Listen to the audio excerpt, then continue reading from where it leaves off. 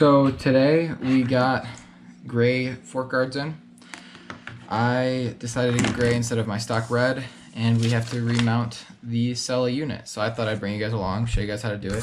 We've got the instructions all pulled up, and yeah, walk you through it. So first you have to print out the template. I got the 110 millimeter just because I usually start in grass. I don't start on grates, which is what you want to do the 124, and I don't really start on hard pack, and that would be what you want to use the 100 mil for. So grass, intermediate soil. I did the 110. So we will start masking this up, or putting masking tape on this and go on to that. So start out on my Honda. It is a 10 mil and then a 24 mil for the axle. So what you're going to want to do is you want to loosen your pinch bolts after you loosen your axle. So on this bike, this is 65 foot-pounds and these are 15. You're going to want to take off your disc guard, and this is going to give you access. I know I already have this mounted. So what you're going to want to do is you're going to want to remove these 3 bolts. I will put in time lapse and do that.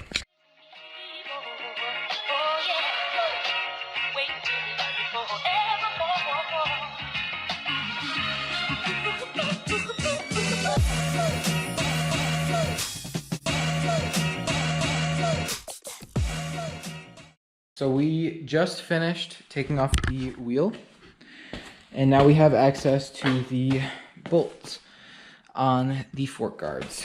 So what we're going to do from here is take a number 5 Allen key. It's different for every bike, but we're going to loosen 1, 2, 3, 1, 2, and 3 on, oh, she's not giving my roof header. We're going to loosen all of those and take off the fork guards now, and also the brake cable. Of course, this won't be needed if you're just going to install a start device, but if you're installing new fork guards, these are 8 millimeters. So we're back at the bench. What you're going to need is the supplied 19 millimeter drill bit and the aluminum template. You're also going to need a 3/16 drill bit that will go right through these holes. That's not supplied. And then you're also going to need your device. I had to take mine off, obviously, because I already had it on there. And then also you're going to need to print out the template. I already explained that. Next, we are going to make sure everything lines up and start taping it on there.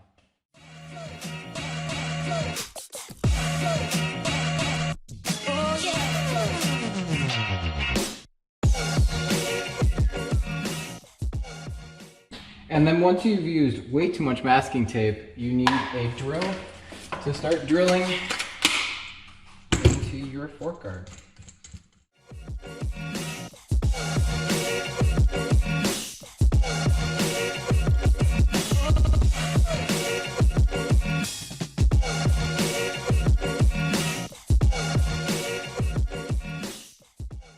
So, update. All the holes are drilled. So a good way to make sure the hole is centered is to do these 2 holes first, and then put the screws in, and then everything else is relative to them. Now, on this at least, I have to score this to cut off this excess, and you're supposed to use a Dremel to cut it off, just because it may interfere with your Holeshot device.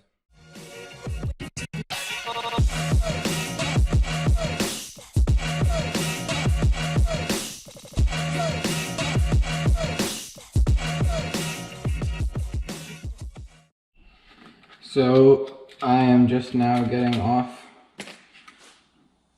this. I will now put the sander attachment on there and also clean up all the burrs there. And we will be ready to remount the fork guard to the bike.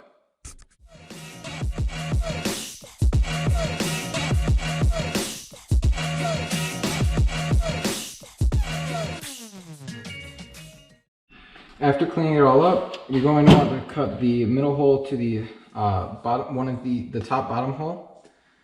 This is for drainage.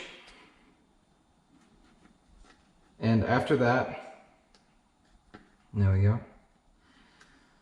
You might want to do this with a sharp knife. I don't have one available right now, but I'll go get one and cut this out more. But after that, you are going to want to get Loctite and also get the drill bit out of your drill and hand countersink both the bottom and top holes, those two. You're going to want to countersink them just a little bit. So do it by hand, enough to get the little part of the washer just recessed in there. All right, so mine fits. You can see it's flush, it activates.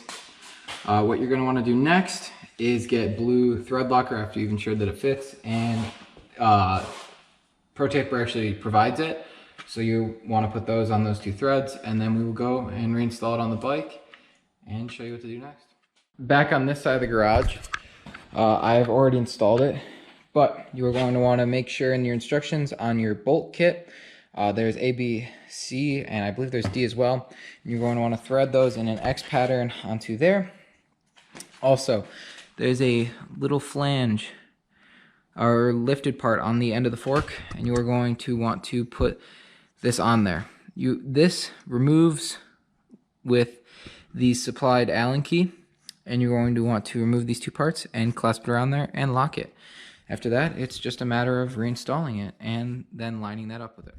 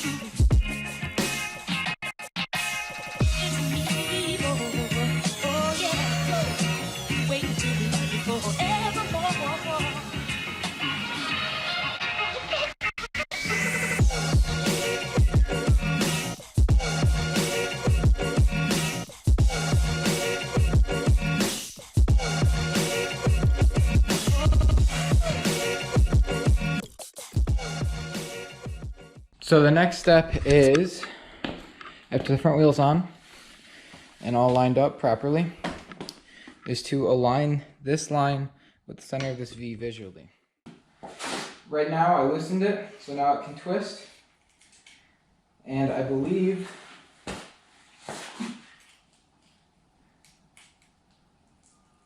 that it should work. So I'm going to tighten it back up. No more than 8 Newton meters, which is just snug basically. Take the bike off the stand and twist the device to the right, and then you just apply pressure to the front end, and you're locked in. And then all you have to do is launch, and when you hit your first braking bump or a jump, it will disengage just like this, and you can continue riding normally. Thanks for watching. Please like and subscribe. I have other videos. This Sunday, actually, I will be attending a hare scramble in Portland, and I will be posting on the channel. Have a good day.